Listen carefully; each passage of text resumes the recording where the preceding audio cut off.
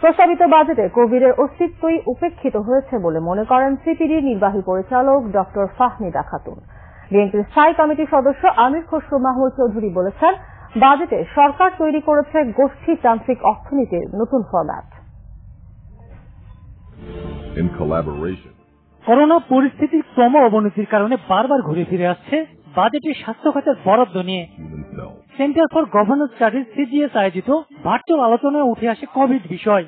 বাজেটের মধ্যে এই কোভিডের অভিঘাত, কোভিডের অস্তিত্ব, কোভিডের দ্বিতীয় এবং তৃতীয় ওয়েভের অস্তিত্বটাই আসলে এখানে উপেক্ষা করা হয়েছে। সুতরাং এই বাজেট থেকে আপামর জনগণের কি উপকার হবে সেটা নিয়ে আমার সন্দেহ রয়েছে। করোনা কিন্তু আমাদের বাজেট দেখে, আমাদের বাজেটের টাইম টেবিল দেখে কিন্তু সে আশা দেওয়া করছে না, সে তার মতো সে চলছে। সুতরাং এইরকম একটা পরিস্থিতিতে বাজেট পাস হয়েছে কি হয়নি, সেখানে হ্যাঁ ভোট দিয়ে কি হলো, এটা আর এখন আমি খুব গুরুত্বপূর্ণ মনে করছি। বিএনপির স্থায়ী কমিটির সদস্য আমির খসরু মাহমুদ চৌধুরী অভিযোগ করেন, সমাজে বৈষম্য সৃষ্টি অর্থনীতির নতুন মডেল তৈরি করেছে সরকার।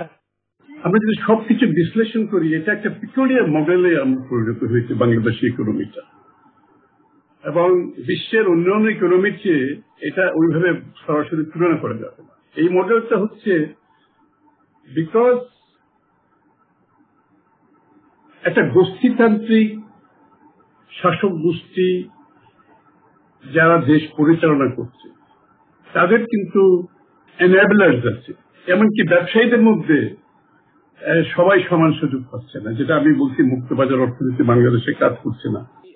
আলোচনায় অংশ নিয়ে পরিকল্পনা মন্ত্রী দাবি করেন, বাজেট প্রণয়ন করা হয়েছে সব শ্রেণীর মানুষের কথা মাথা রেখেই। শেখ হাসিনার যিনি প্রধান ক্যাপ্টেন, উনার নাক চোখ কান খোলা আছে, she will listen like any democratic leader anywhere in the world. Say register level যখন তাকে না শুনে তার পক্ষে বাস করা সম্ভব হবে না।